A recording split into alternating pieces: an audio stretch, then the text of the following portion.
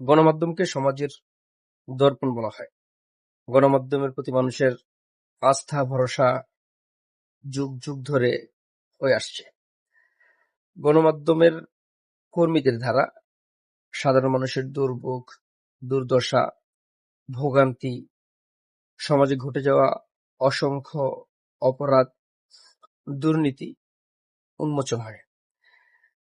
আর গণমাধ্যমকে বর্তমানে মানুষ ভিন্ন চোখে দেখে, কিংবা গণমাধ্যম কর্মীদেরকে নিয়ে মানুষ তুচ্ছ তাচ্ছিল্য করা একেবারে স্বাভাবিক বিষয়ে পরিণত হয়েছে।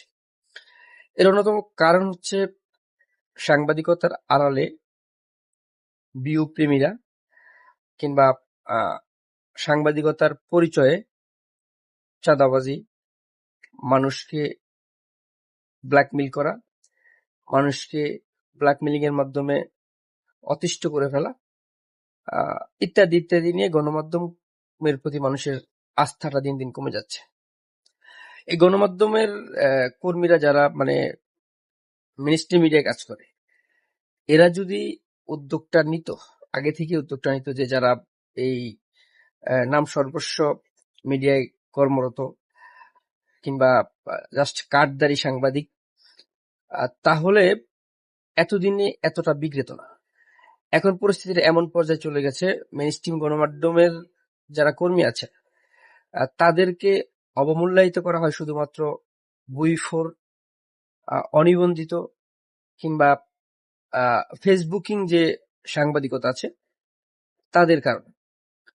যারা ভিউর জন্য কিংবা ফেসবুকে সাংবাদিকতা করে মানুষ থেকে অর্থ নেয়, সাধারণ মানুষকে বিভিন্নভাবে হয়রানি করেন, এবং বিশেষ করে কোনো একটা কিছু ঘটলেই জাস্ট একটা ক্যাপশন দিয়ে সেখানে মানুষকে হয়রানি করা হয়, মানুষের মানহানি করা হয়। এর ফলে সাধারণ মানুষের মধ্যে এখন যারা আসল অর্থেই সাংবাদিকতা করে তাদের প্রতি একটা অনাস্থা তৈরি হচ্ছে। এটাতে উদ্যোগী নেওয়া উচিত যারা মিডিয়ার দর্পণ যাদেরকে বলে, অর্থাৎ যারা মিডিয়ার কর্মী, যারা মিনিস্ট্রি মিডিয়ায় কাজ করেন তাদের। কিন্তু আমাদের দুর্ভাগ্য এটা কখনই হয় না।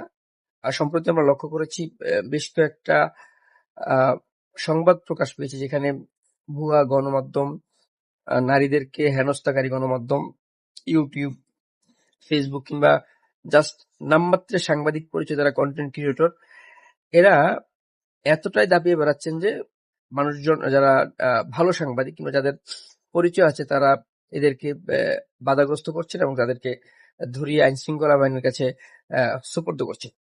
এটা যদি অব্যাহত থাকে অন্তত মানুষের আস্থাটা ফিরে আসতে পারে। দেশের বর্তমান সরকারও আমরা লক্ষ্য করছি তারা উদ্যোগ নিচ্ছেন যে শিক্ষাগত যোগ্যতা ভিত্তিক গণমাধ্যম কর্মীদেরকে যাচাই বাছাই হয়।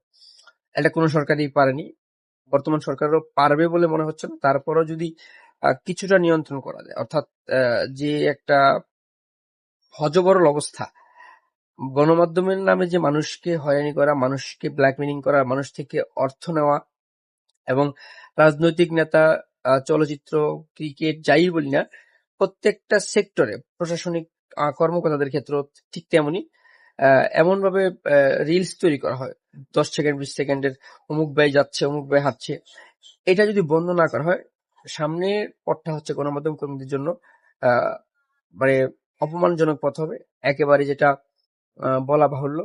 তবে এটা যদি নীতি নির্ধারণীয় পর্যায়ে যারা মিডিয়া কর্মী আছেন দেশের, কিংবা যারা মিনিস্ট্রি মিডিয়ার নেতৃত্বে আছেন, তারা যদি এটাতে উদ্যোগী হন এবং আইন শৃঙ্খলা বাহিনী সহ বর্তমান সরকার যদি এটাতে উদ্যোগী হন, হয়তোবা কিছুটা কমতে পারে। অন্যথায় সামনে গণমাধ্যম কর্মীদেরকে নিয়ে মানুষ আর যতটুকু ভরসা আছে, যতটুকু ভাবে, সেটাও ভাবার তারা সময় নিবে না, কিংবা তুচ্ছ তাচ্ছিল্য এভাবেই চলে থাকবে।